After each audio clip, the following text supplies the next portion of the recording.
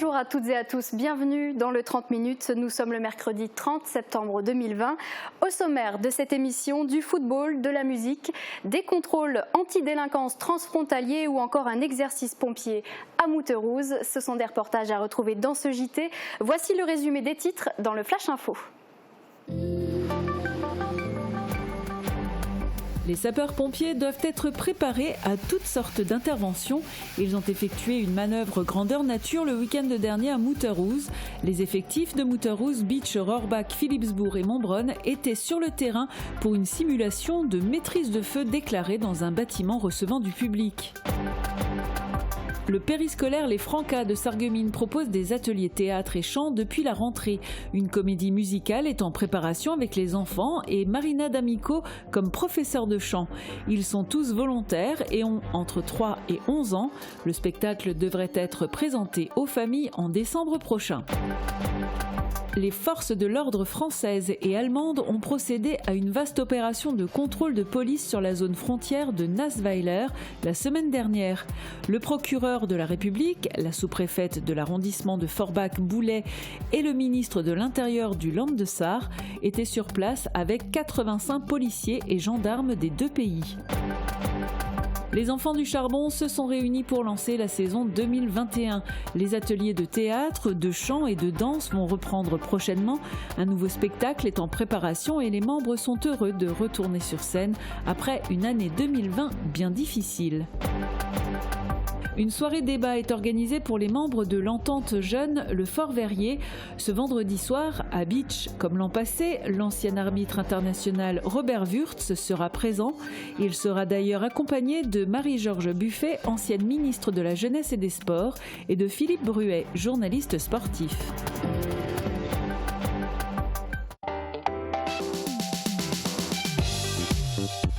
Mercredi, retrouvez votre nouvelle émission hebdomadaire Polygone. Le thème de cette semaine, rouler branché ou pas.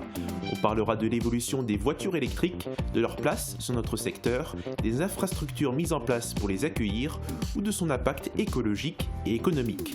Posez vos questions sur notre page Facebook ou par mail à contact@mosaic-crystal.tv. Nos invités répondront en direct à 19h. Vendredi dernier, une opération d'envergure s'est déployée sur la route de Nassweiler, commune allemande frontalière avec Cochrane en Moselle-Est. Il s'agissait de contrôles massifs dirigés par les forces de l'ordre allemandes en coopération avec la gendarmerie et la police nationale française. Un reportage de TV8 Moselle-Est. Les camarades, ils restent là. Une carte d'identité encore mieux.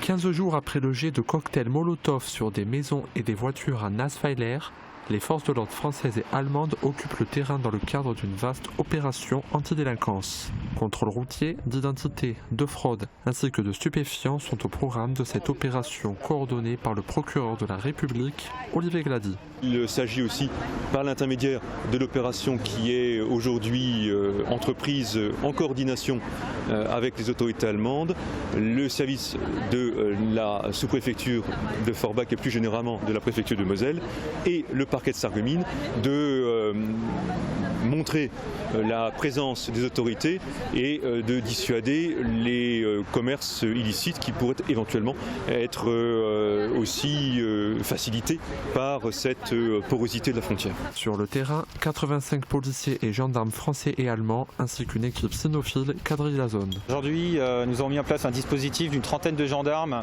pour garantir la cohérence d'une intervention allemande sur la zone frontière de Nassweiler. Nous avons été appelés par les Allemands lundi pour mettre en place cette opération et nous l'avons montée avec l'ensemble des forces de la compagnie de Forbach avec le renfort d'un chien stupéfiant. Pour le moment, on cible les infractions sur la législation des stupéfiants. Après, on ne s'interdit pas en cas de contrôle d'un véhicule qui ne serait pas conforme à établir une procédure à son encontre. L'enjeu de l'opération d'aujourd'hui est d'améliorer la coopération avec les services de police allemandes. Alors ça a été un dispositif voulu par les Allemands au départ, avec une volonté de collaboration avec les forces françaises pour faire la vérification de tous ces bars où se déroulent des lieux de trafic bien connus et puis de la prostitution. Alors c'est une opération qui se prépare pour mobiliser autant, mais l'objectif c'est qu'on puisse arriver, enfin moi mon objectif, et je pense que c'est partagé avec les autorités allemandes et avec monsieur le procureur, c'est essayer de fluidifier ce genre de dispositif pour pouvoir l'opérer de manière plus récurrente et à l'improviste. Les forces de l'ordre sarroises ont procédé à des contrôles dans les bureaux de tabac et les casinos en présence du ministre de l'Intérieur Klaus Bouillon. Aujourd'hui, on est à Nassweiler. Il y a encore 3 actions à mener et dans les prochains mois, nous allons revenir de manière aléatoire avec nos homologues français pour poursuivre nos investigations. Le Land de Sarre n'hésite pas à gommer les frontières pour éviter les zones de non-droit. Des actions conjointes se déroulent également avec la Rhénanie-Palatinat ou la Bavière par exemple. Les sapeurs-pompiers sont habitués aux exercices de grandeur nature. Ces manœuvres servent à les maintenir à niveau et à être préparés à toutes sortes de situations. Dimanche, plusieurs unités du secteur se sont déplacées à Mutterhus pour un scénario particulier. Reportage d'Uranie Tozik.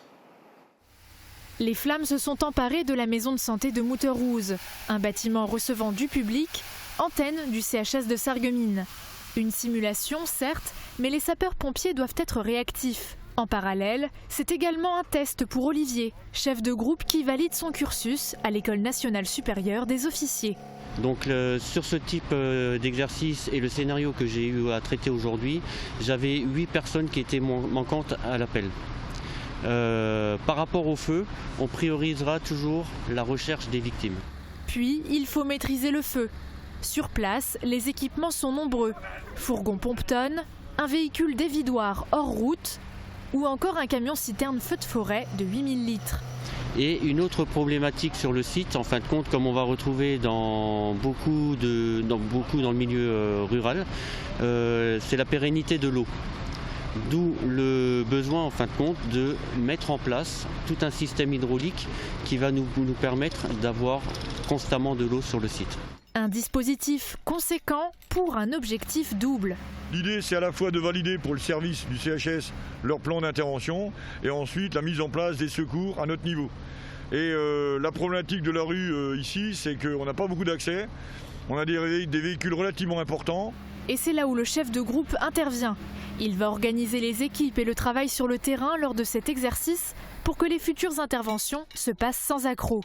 Alors on a pu constater que dans l'ensemble, la manœuvre s'est bien déroulée. On a toujours quelques petites surprises, en l'occurrence un problème mécanique sur un des engins.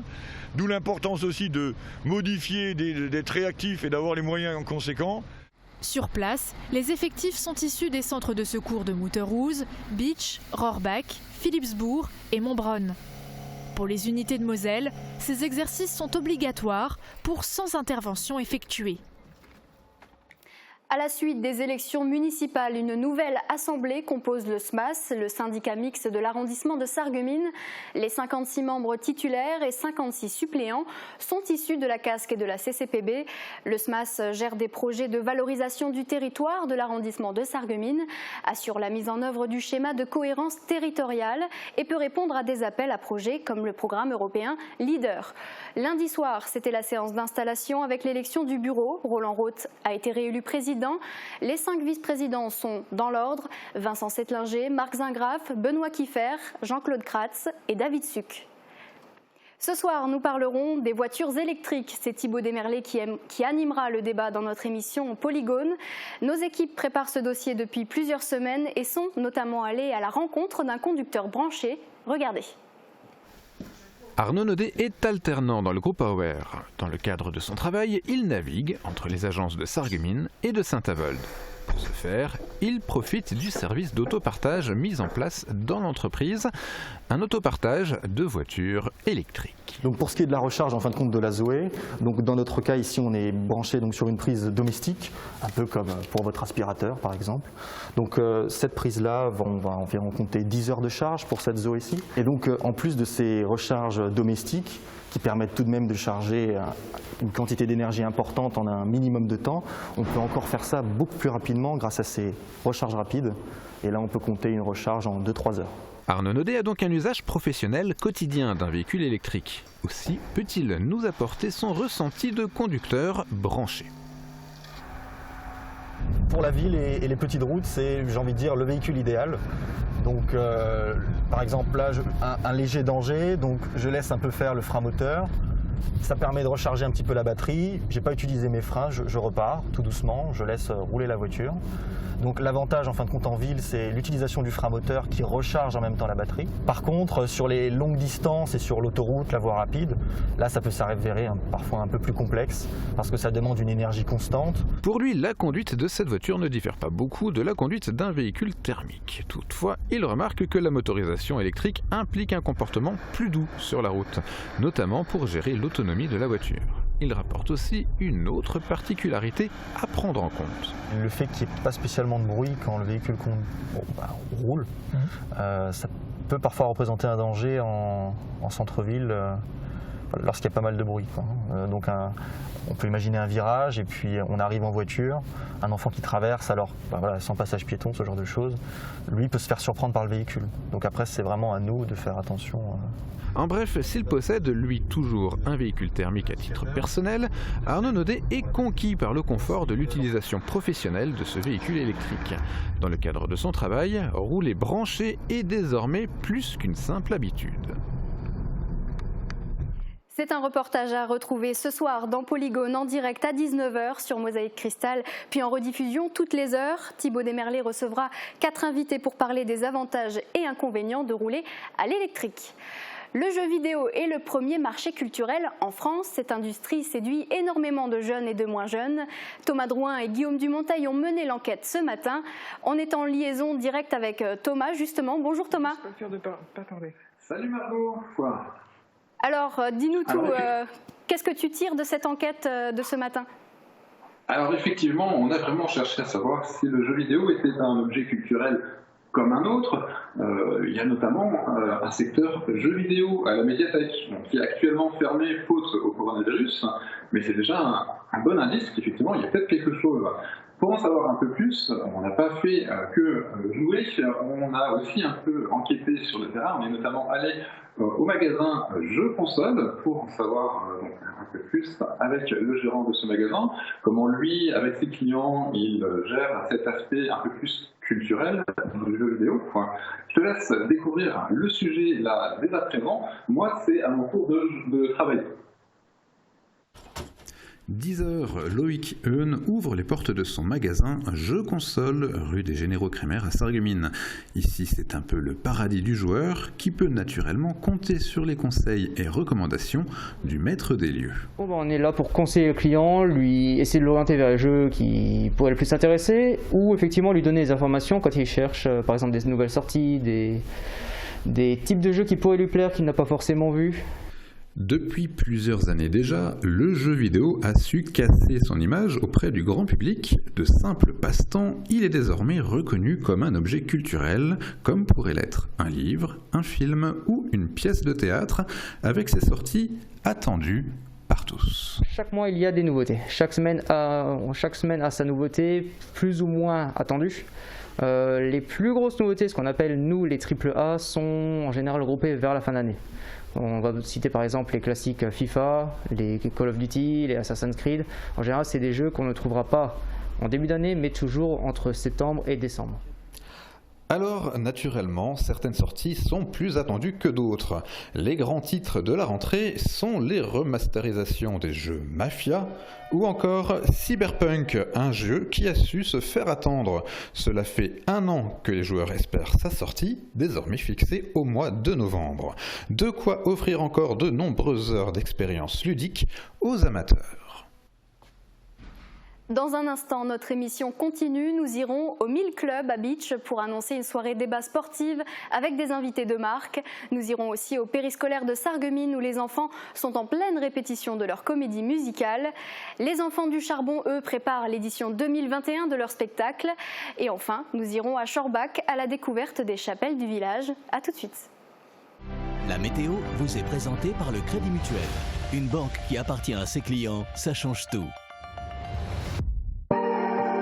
La rénovation de vos façades avec Modern Habitat allie esthétique et une résistance garantie à toutes les intempéries.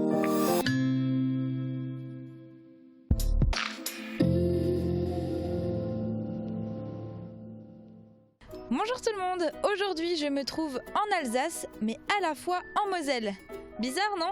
Eh bien c'est la particularité de Silsheim. Ce petit village est historiquement rattaché à l'Alsace, mais géographiquement, il est ancré presque entièrement sur le territoire mosellan. Son unique lien territorial avec le Bas-Rhin s'étend sur une largeur de seulement 2 km. Et c'est pourquoi il est rattaché à la communauté de communes de Sarreguemines. Et pour la petite anecdote, à Silsheim, les numéros de téléphone commencent par 03 87 comme en Moselle et pas 03 88 comme en Alsace. Mais qu'on soit en Alsace ou en Moselle, le ciel sera gris demain. La matinée débutera sous de faibles pluies qui seront plus soutenues en milieu de journée. Le vent s'ajoute au décor avec des rafales allant jusqu'à 55 km/h et qui permettront de chasser momentanément quelques nuages. Demain, nous serons le 1er octobre et nous fêtons les Thérèses. Le soleil nous accompagnera de 7h32 à 19h09. Passez une agréable journée en notre compagnie et à demain. Merci d'avoir suivi la météo avec le Crédit Mutuel. Une banque qui appartient à ses clients, ça change tout.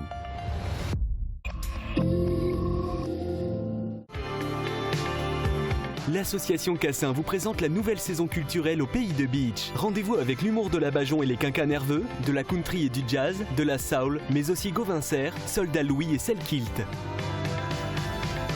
Plus d'informations sur le site www.cc-paysdebeach.fr. Et si les créateurs italiens influençaient l'aménagement de votre maison? Cuisine, salle de bain, carrelage, Cesa au centre de la Rotonde à Sarreguemines vous propose un vaste choix et un excellent rapport qualité-prix.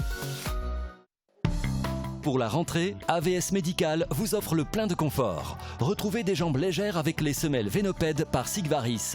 Composées d'une couche en mousse à mémoire de forme, assurant un confort absolu, d'une couche en microfibres antibactériennes et d'une couche en latex qui limite les mauvaises odeurs, elles seront votre allié parfait en toute saison. En plus, profitez d'une réduction de moins 20% jusqu'au 31 octobre. AVS Santé, notre métier, vous accompagner.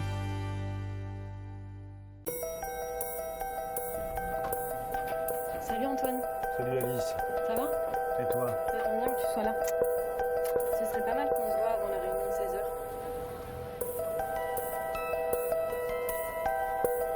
Ça va toi? Vas-y, bisous, je te laisse. Tiens, laisse-moi parler. Moi, je t'écoute.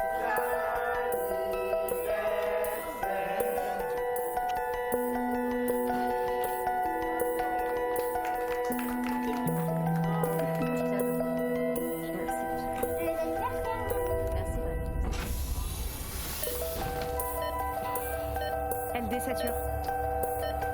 Je la mets à 100% d'oxygène. Ça remonte, ça va aller. On peut tous être touchés, alors on doit tous se protéger.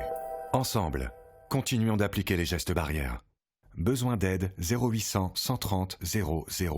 Appel gratuit. Plus d'informations sur gouvernement.fr. Ceci est un message du ministère des Solidarités et de la Santé.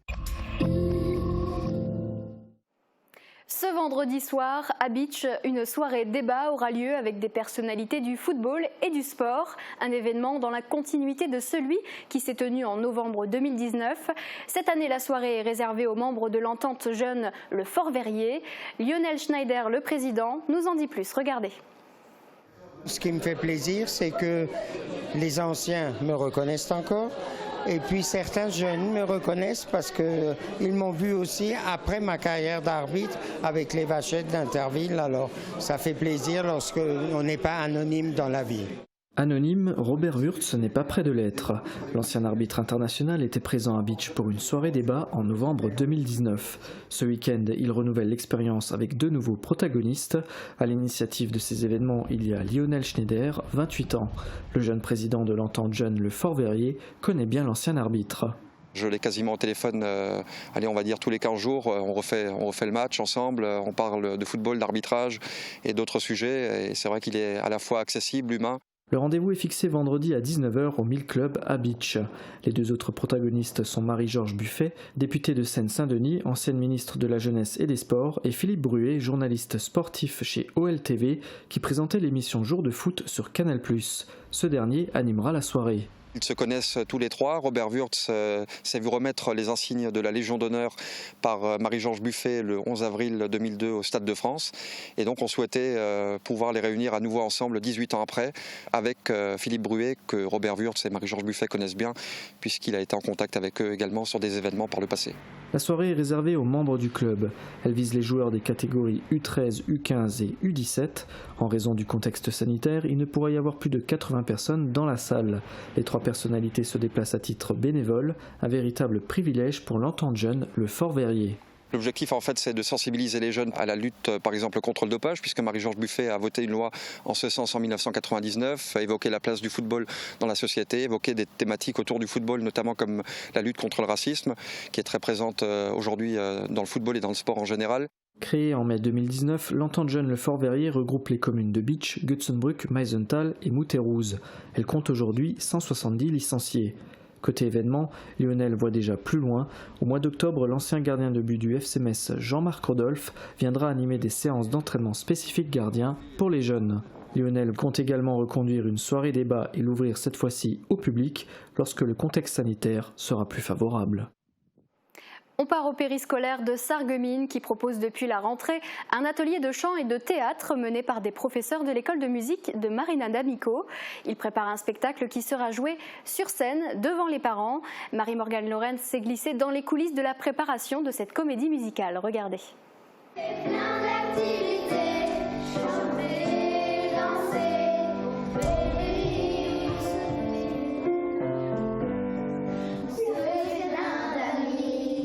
Leur première chanson prend forme. Les enfants inscrits chez les Francas travaillent avec Marina D'Amico. Ensemble, ils préparent une comédie musicale. Une idée qui trottait dans la tête de la directrice du périscolaire et qui se concrétise depuis quelques semaines. Elle a contacté la professeure de chant qui s'est lancée dans cette aventure. Ce qui est cool, c'est que j'ai pu inclure ma prof de théâtre qui fait partie de l'école et du coup le chant. Et c'est assez sympa de voir plein de petits bouts de chou qui ne sont pas forcément attirés par le chant et le théâtre d'ailleurs, et qui justement se donnent à fond dans les activités là. Les enfants sont âgés de 3 à 11 ans. Ils sont tous volontaires pour participer à ce projet. Agathe, Esmé ou encore Noya ont sauté sur l'occasion. Mon activité préférée, c'est le chant. Moi, j'aime bien chanter et ça m'inspirait de venir essayer de chanter des chansons. À travers différentes activités, ils apprennent les bases du théâtre et du chant. Au fur et à mesure des semaines, les voix s'harmonisent.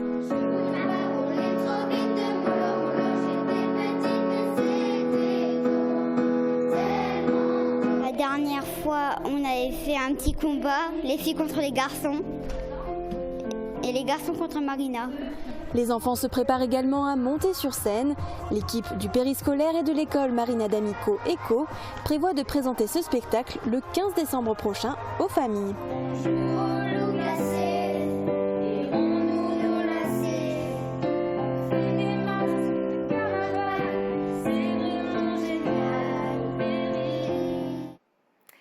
Les bénévoles des Enfants du Charbon se sont réunis pour lancer officiellement la saison 2021.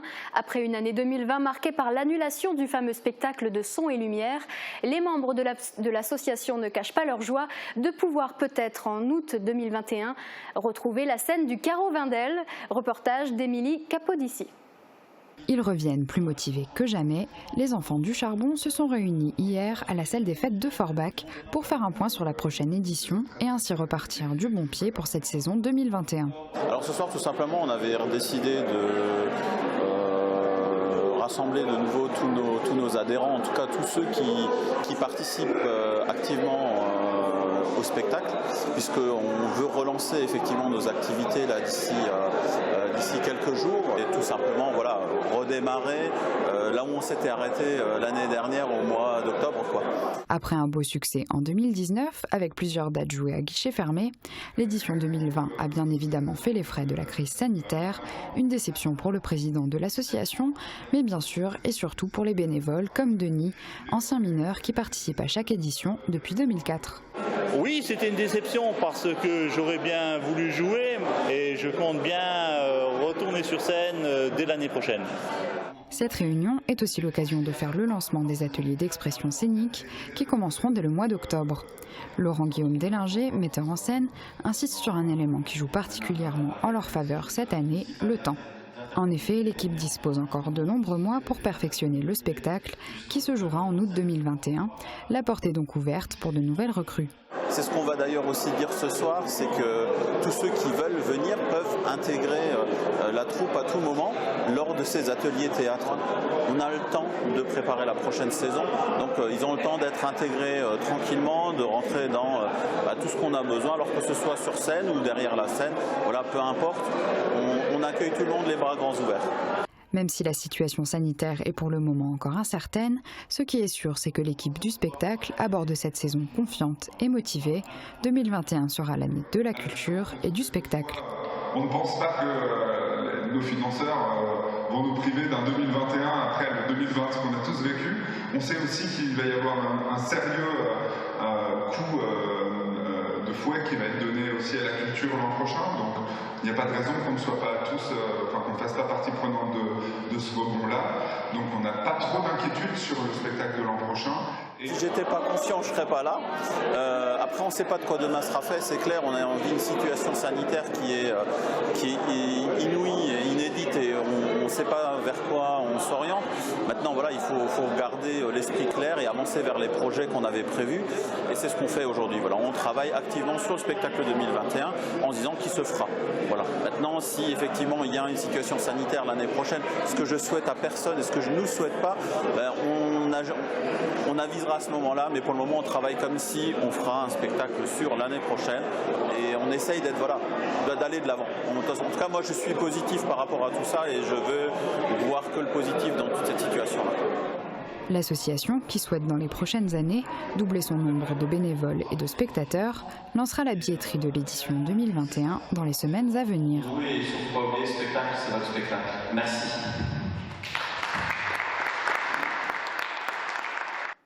Et on leur souhaite bien évidemment bon courage dans la préparation de ce spectacle.